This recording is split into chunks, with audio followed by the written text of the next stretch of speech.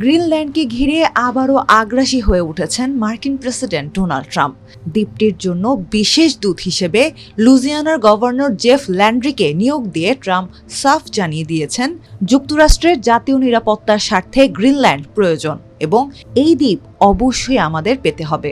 বিশেষভাবে চীন ও রাশিয়ার জাহাজ চলাচলকে সম্ভাব্য হুমকি হিসেবে উল্লেখ করেন তিনি। ট্রাম্পের এমন মন্তব্যে নতুন করে উদ্বেগ সৃষ্টি হয়েছে ডেনমার্ক ও গ্রিনল্যান্ডে। এছাড়া ট্রাম্প গ্রিনল্যান্ডকে ডেনমার্কের একটি আধা স্বায়ত্তশাসিত অঞ্চল হিসেবে উল্লেখ করেন, যা কোপেনহেগেনকে আরও ক্ষুব্ধ করেছে।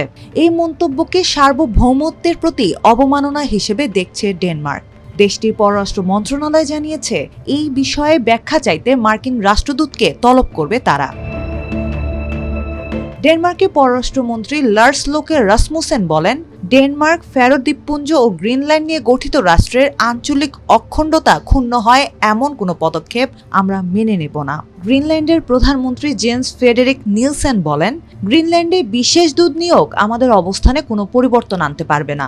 গ্রিনল্যান্ড নিজের ভবিষ্যৎ নিজেই নির্ধারণ করবে এবং আমাদের আঞ্চলিক অখণ্ডতাকে অবশ্যই সম্মান করতে হবে।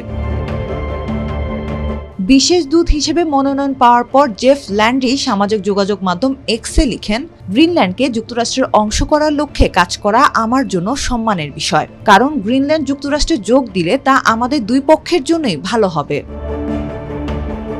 প্রায় 57,000 মানুষের বসবাস গ্রিনল্যান্ডে। 1979 সাল থেকে দ্বীপটি ব্যাপক স্বায়ত্তশাসন ভোগ করছে, তবে প্রতিরক্ষা ও পররাষ্ট্রনীতি এখনও ডেনমার্কের নিয়ন্ত্রণে আছে।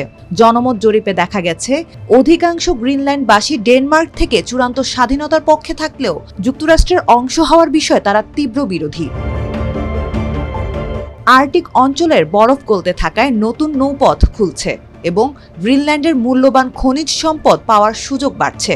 এর ফলে যুক্তরাষ্ট্র, চীন ও রাশিয়ার মধ্যে কৌশলগত প্রতিযোগিতার কেন্দ্র হয়ে দাঁড়িয়েছে গ্রিনল্যান্ড। পাশাপাশি উত্তর আমেরিকা ও ইউরোপের মাঝামাঝি অবস্থানের কারণে দ্বীপটি যুক্তরাষ্ট্র ও ন্যাটোর নিরাপত্তার পরিকল্পনায় বিশেষ গুরুত্ব পাচ্ছে।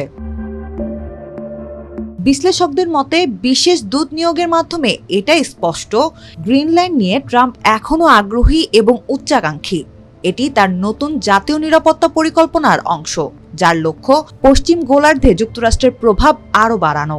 এর আগে 2019 সালে ট্রাম্প গ্রিনল্যান্ড কেনার প্রস্তাব দিয়েছিলেন, যা তখন ডেনমার্ক ও গ্রিনল্যান্ড দুই পক্ষই প্রত্যাখ্যান করে।